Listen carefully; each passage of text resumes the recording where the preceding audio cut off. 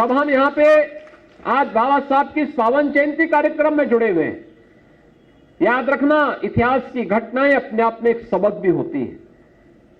और जो चर्चा यहां पे ब्रजलाल जी ने की थी,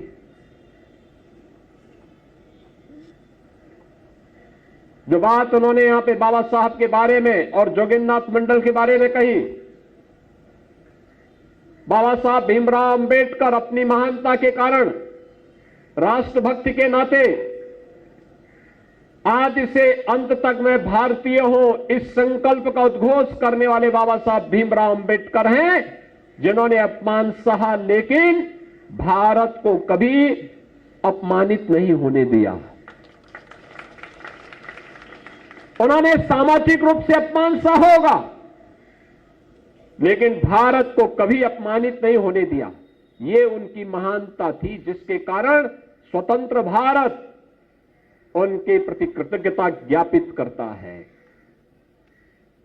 और ज्ञापित करने के कारण ही आज बाबा साहब भीमराव अंबेडकर की जयंती पूरे देश के अंदर मनाई जा रही है, भव्यता के साथ, सम्मानजनक ढंग के साथ। आपने देखा होगा कल बाबा साहब भीमराव अंबेडकर की जहां जहां प्रतिमाएं लगी हैं, जहां जहां पार्क हैं, जनप्रतिनिधिगण, सांसद, विधायक, जिलाधिकारी, पुलिस अधीक्षक, सीनियर अधिकारीगण उन पार्कों की सफाई में लगे हुए थे, मूर्तियों की सफाई में लगे हुए थे। और आज पुष्पांजलि कार्यक्रम के साथ पूरा प्रदेश जुड़ा हुआ है, पूरा देश जुड़ा हुआ है।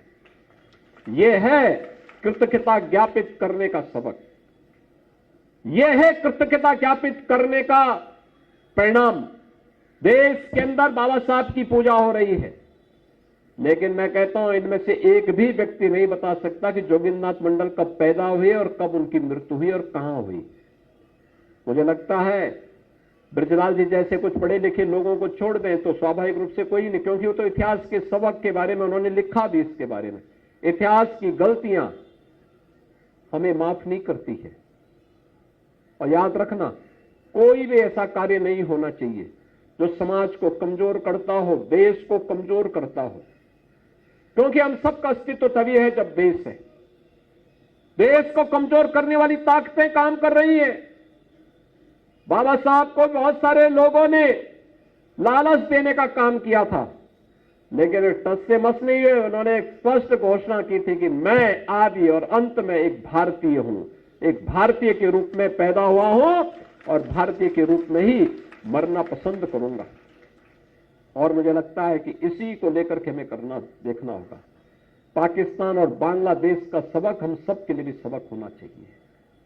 मोदी जी ने उन्हें, उन दलितों को, उन वंचितों को सम्मान दिलाया। बाबा साहब के पंचतीर्थ हो या जो पाकिस्तान, बांग्लादेश, अफगानिस्तान में पीड़ित और प्रताड़ित मानवता थी, उन्हें भारत के अंदर शरण देकर के भारत की नागरिकता प्रदान करने का काम भी किया।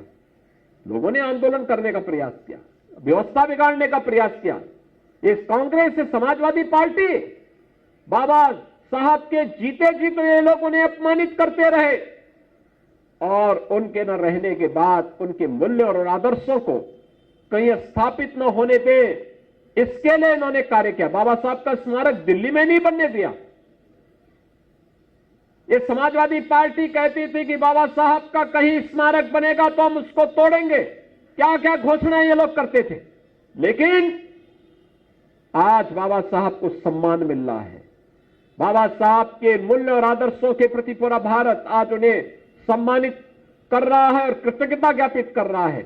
हम सब बाबा साहब के मूल्यों के प्रति जागरूक हों। जिन्होंने कहा था, उन्होंने कहा था शिक्षित बनो, शिक्षा के प्रति जो उनका आग्रह था, शिक्षित रहेंगे तो हम लोग भटक नहीं पाएंगे। आज सरकार सुविधा दे रही, हमें उसका लाभ लेना चाहिए, अपने बच्चों को पढ़ाना चाहिए। बाबा साहब के समय में तो उसका भी अभाव था। उन्होंने सामाजिक रूप से संगठित होकर के कार्य करने के लिए भी कहा। हर एक वंचित और दलित को मदद करने के लिए कहा। आर्थिक रूप से समुन्नत बनने के लिए भी उन्होंने कहा। लेकिन इसका रास्ता शिक्षा से ही आगे बढ़ता है, और उस मार्ग का अनुसरण अगर हम कर सकते हैं तो निश्चित ही आने वाली पीढ़ी को एक उज्जवल भविष्य हम दे पाएंगे।